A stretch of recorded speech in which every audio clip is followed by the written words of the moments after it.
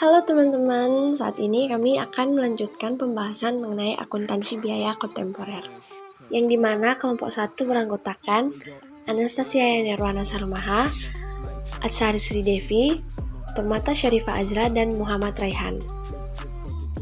Materi pertama mengenai konsep dasar just in time.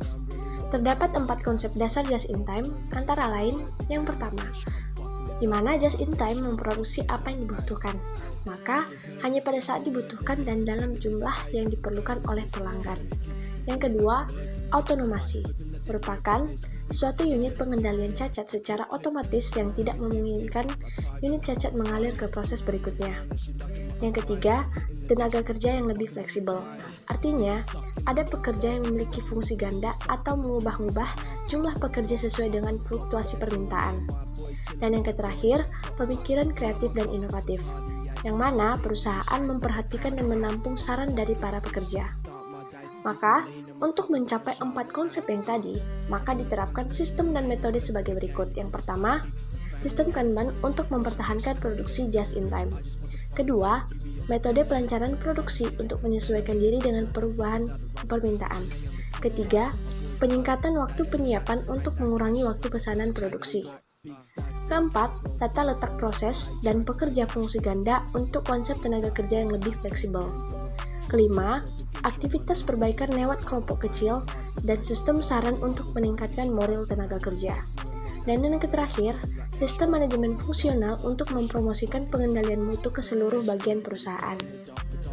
Berikut ini adalah perbedaan antara just in time dan sistem tradisional. Pada just in time, yang pertama menggunakan sistem tarikan, yaitu penentuan aktivitas berdasar atas permintaan konsumen, baik internal maupun eksternal. Sebagai contoh, dalam perusahaan pemanufakturan, permintaan konsumen melalui aktivitas penjualan menentukan aktivitas produksi, dan aktivitas produksi menentukan aktivitas pembelian. Yang kedua, persediaan tidak signifikan. Dengan menggunakan sistem tarikan, dapat mengurangi persediaan menjadi tidak signifikan atau sangat sedikit, dan bahkan bisa menjadi nol. Yang ketiga, basis pemasok yang sedikit. Ini digunakan agar mengurangi atau mengeliminasi aktivitas-aktivitas tidak bernilai tambah, memperoleh bahan yang bermutu tinggi dan berharga murah. Yang keempat, kontrak jangka panjang dengan pemasok.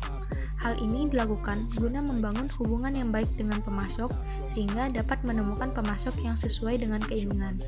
Yang kelima, pemanufakturan berstruktur seluler. Penggunaan struktur seluler ini dapat mengeliminasi aktivitas waktu dan biaya yang tidak bernilai tambah. Yang keenam, karyawan yang berkeahlian ganda, yaitu karyawan akan berlatih beberapa keahlian sehingga ahli dalam produksi. Yang ketujuh, jasa terdesentralisasi pada sistem just in time. Pada masing-masing struktur seluler, para karyawan ditugaskan untuk berproduksi dan juga harus ditugaskan pada pekerjaan jasa yang secara langsung mendukung proses si struktur selulernya. Yang kedelapan, keterlibatan karyawan yang tinggi, yaitu dalam sistem just in time, manajemen harus dapat memberdayakan para karyawannya dengan cara melibatkan mereka atau memberi peluang pada mereka untuk berpartisipasi dalam manajemen organisasi. Yang kesembilan, gaya manajemen sebagai penyedia fasilitas. Gaya manajemen yang cocok adalah sebagai fasilitator dan bukanlah sebagai pemberi perintah. Yang kesepuluh, total quality control adalah pendekatan pengendalian mutu yang mencakup seluruh usaha secara berkesinambungan dan tiada akhir untuk menyempurnakan mutu agar tercapai kerusakan nol atau bebas dari kerusakan. Menghindari produk rusak karena dapat mengakibatkan penghentian produksi dan ketidakpuasan konsumen. Sedangkan pada sistem tradisional menggunakan sistem dorongan, yaitu sistem penentuan aktivitas berdasar dorongan aktivitas-aktivitas sebelumnya. Contohnya, pembelian bahan melalui aktivitas pembelian mendorong aktivitas produksi, dan aktivitas produksi mendorong aktivitas penjualan. Yang kedua, persediaan yang signifikan. Dikarenakan sistem tradisional menggunakan sistem dorongan, maka persediaan jumlah signifikannya sebagai akibat jumlah beban yang dibeli melebihi kebutuhan produksi. Jumlah produk yang diproduksi melebihi permintaan konsumen dan perlu adanya persediaan penyangga. Yang ketiga, basis pemasok yang banyak. Hal ini digunakan untuk memperoleh harga yang murah dan mutu yang baik. Tapi akibatnya, banyak aktivitas-aktivitas tidak bernilai tambah. Dan untuk memperoleh harga yang lebih murah, harus dibeli bahan dalam jumlah yang banyak atau mungkin dengan mutu yang rendah. 4. Kontrak jangka pendek dengan pemasok. Hal ini dilakukan agar memperoleh harga murah dengan jumlah yang banyak. Yang kelima, pemanufakturan berstruktur departemen adalah struktur pengolahan produk melalui beberapa departemen produk sesuai dengan tahapan dan melakukan beberapa departemen jasa yang memasok jasa bagi departemen produksi. Akibatnya, struktur departemen menimbulkan aktivitas-aktivitas serta waktu dan biaya tidak bernilai tambah dalam jumlah besar. Yang keenam, karyawan terspesialisasi. Karyawan di sistem tradisional ini bekerja berdasarkan departemen yang ditempatkan. Yang ketujuh, jasa tersentralisasi. Sistem tradisional mendasarkan pada sistem spesialisasi sehingga jasa tersentralisasi pada masing-masing departemen jasa. 8. Keterlibatan karyawan yang rendah. Dalam sistem tradisional, keterlibatan dan pemberdayaan karyawan relatif lebih rendah karena adanya karyawan yang fungsinya melaksanakan perintah atasan. Yang kesembilan, gaya manajemen sebagai pemberi perintah. Fungsi utamanya adalah memerintah para karyawannya untuk melakukan kegiatan tersebut.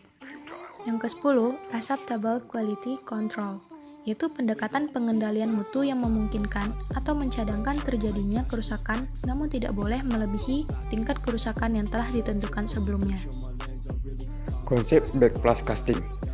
Backflashing disebut juga backflash costing atau backflashing accounting merupakan pendekatan yang dipersingkat atas akuntansi dari aliran biaya manufaktur yang bertujuan untuk mengurangi sejumlah kejadian yang diukur dan dicatat dalam sistem akuntansi. Hal ini dapat diterapkan dalam sistem just-in-time yang sudah mapan, di mana velositas begitu tinggi sedemikian rupa sehingga akuntansi tradisional tidak lagi praktis. Baik perhitungan biaya berdasarkan pesanan maupun perhitungan biaya berdasarkan proses yang merupakan metode umum dalam akuntansi biaya, melibatkan pemeliharaan buku pembantu untuk biaya WIP. Hubungan just-in-time dengan backflash casting. Metode backflash casting diterapkan di perusahaan yang sudah menetapkan konsep just-in-time untuk persediaannya. Sasaran utama JIT adalah meminimalkan persediaan bahan baku, barang dalam proses, dan barang jadi. Bahkan jika memungkinkan terjadi, persediaannya nol. Penerapan konsep JIT membawa pengaruh terhadap proses produksi menjadi lebih cepat. Penggunaan perhitungan harga pokok backflash costing beberapa ayat jurnal dihilangkan tergantung tingkat penerapan konsep JIT. Perhitungan harga pokok backflash casting menyederhanakan sistem perhitungan biaya tanpa menghilangkan banyak informasi. Analogi dasar akuntansi keuangan. Terdapat dua metode persediaan yang berbeda yang digunakan oleh perusahaan non-manufaktur, yaitu pertama metode periodik adalah saldo awal persediaan tidak berubah selama periode akuntansi. Penyesuaian di akhir periode dilakukan agar saldo akhir sama dengan hasil perhitungan fisik. HPP untuk periode tersebut dihitung dan hanya dicatat di akhir periode akuntansi. Hal ini dilakukan dengan menambah saldo awal biaya persediaan barang ke total pembelian dan mengurangi dengan biaya persediaan akhir. Ayat jurnal periode ini digunakan untuk menyesuaikan akun persediaan barang ke saldo akhir yang benar dan mencatat HPP untuk periode tersebut.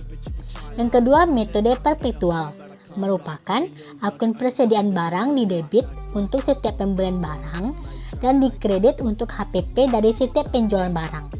Bertujuan untuk mencatat setiap peningkatan dan penurunan dalam biaya barang dagang yang ada pada persediaan.